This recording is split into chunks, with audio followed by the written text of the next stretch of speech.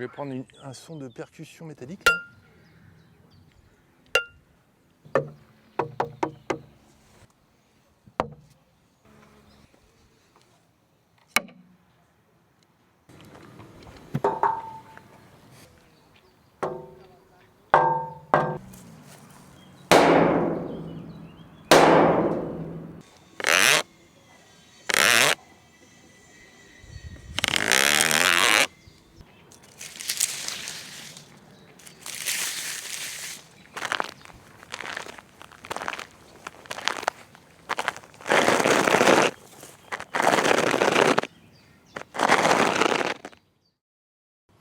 Alors, maintenant qu'on a pris tous les sons, je vais pouvoir les reprendre et les charger dans l'iPad. Donc il y a une première étape qui va être de sélectionner dans tout ce qu'on a pris les sons les plus intéressants, hein, ceux qui sont les plus propres, et ensuite rejouer ou jouer une nouvelle mélodie ou créer des rythmes à partir de cette matière. Pour ça, j'utilise en l'occurrence, c'est Koala, ça s'appelle, comme l'animal. Et donc c'est un outil qui existe depuis pas mal de temps, je crois que ça existe depuis les années 70-80.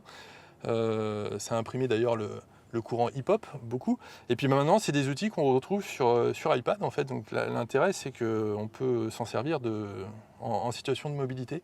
Ici, j'ai un pied de batterie, là. Et là, j'ai une caisse claire. Donc, je vais pouvoir faire des rythmes.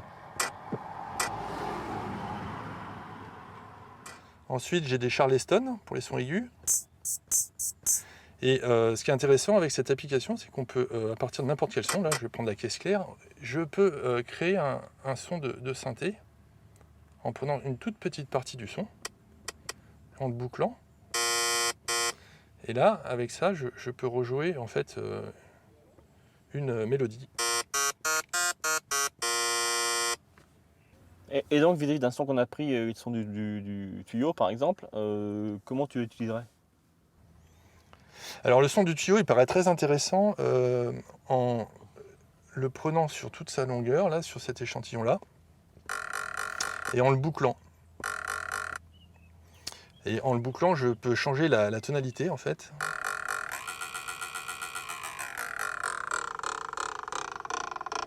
En changeant sa vitesse de lecture, tout simplement. Sur Koala, je suis parti donc, pour faire la partie rythmique, donc j'ai obtenu ça.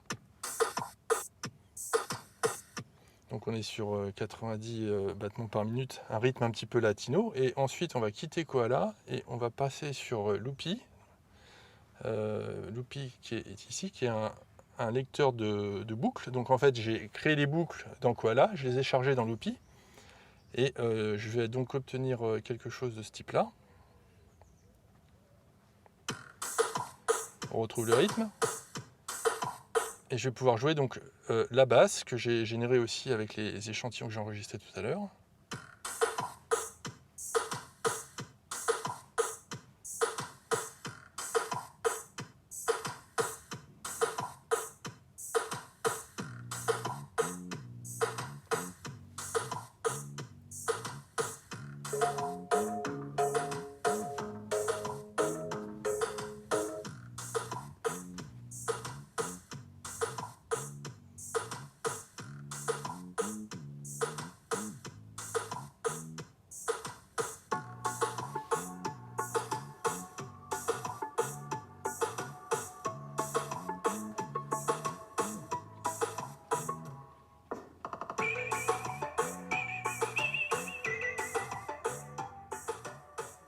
Charles, est-ce que tu peux nous parler un peu de ce lieu? Où est-ce qu'on est exactement?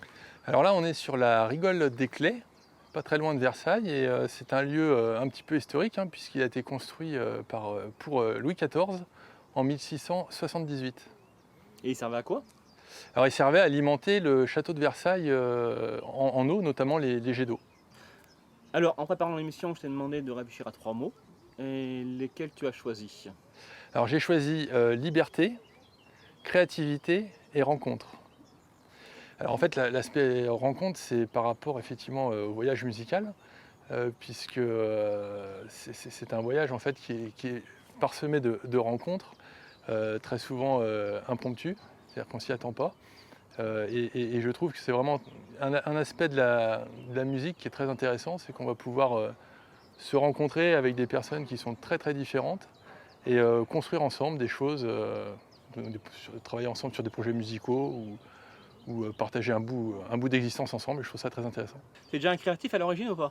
Bah, je suppose que oui, je pense, parce qu'effectivement, ce qui m'a intéressé en fait, j'écoutais beaucoup de musique, mais assez rapidement j'ai voulu en créer moi-même en fait, sans pour autant avoir fait du solfège académique. Je pense qu'effectivement ce qui m'a motivé, c'est la créativité certainement.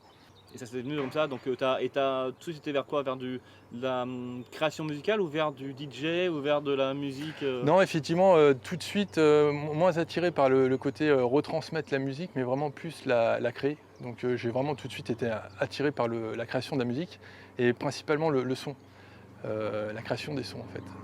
Alors la liberté d'entreprendre par exemple, parce que je crois que tu es en train de monter quelque chose ou de créer une entreprise.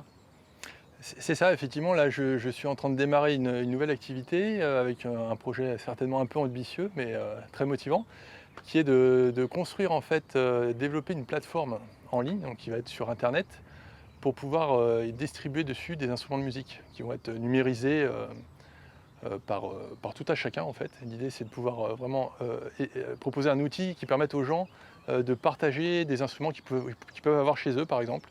Si quelqu'un a un vieux piano ou un orgue ou une guitare, on va pouvoir s'enregistrer, envoyer sur la plateforme ces sons et ils vont pouvoir être rejoués à travers une application à partir d'un iPad ou d'un ordinateur. Alors j'ai l'impression qu'en fait cette application, elle regroupe un peu les trois mots que tu as. On est sur rencontre, donc des rencontres entre artistes, de la créativité et la liberté de faire un peu ce qu'on a envie de faire, puisque chacun est libre de créer le son qu'il veut avec n'importe qui. Donc ton entreprise, c'est carrément les trois mots que tu as quasiment choisis, non? Finalement, c'est vrai, ouais, tu touches du doigt ce point-là, effectivement, j'avais pas fait attention, mais effectivement, on est sur la réunion des trois, et je pense qu'effectivement, c'est quelque chose qui me tient à cœur, finalement, de pouvoir proposer un outil comme ça que chacun puisse s'emparer, se l'approprier, partager à leur tour, en fait, à travers cette plateforme. Tout ça pour effectivement être créatif et avoir un espace de liberté qui leur est propre. Charles, quel est donc ton objet fétiche? Alors écoute, pour l'occasion, là j'ai pris un maillot de bain. C'est vraiment pour l'occasion du moment, là il fait chaud et puis on est à côté d'une pièce d'eau. Donc on va pouvoir aller rejoindre les grenouilles, ça peut être sympathique. Et peut-être que dans un autre épisode, je pourrais faire de la prise de son sous l'eau. Qui sait, on verra bien.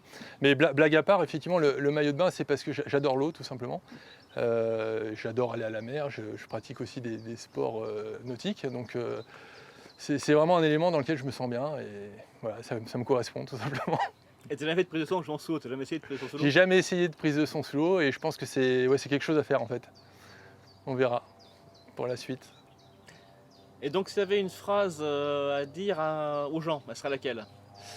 Eh bien, écoute, pour résumer, je leur dirais pour ceux qui ont la chance d'avoir des passions, de s'accrocher dessus, parce que c'est un réel bon moteur, la passion pour avancer en fait, et puis franchir les obstacles qu'on peut rencontrer dans n'importe quel parcours, à la fois professionnel comme dans sa vie privée.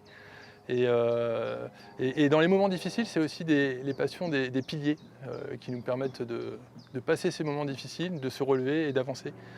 Donc pour les passionnés, accrochez-vous dessus quand vous en avez besoin, c'est un très très bon moteur. Très bien. Merci beaucoup. Merci à toi. Merci à toi.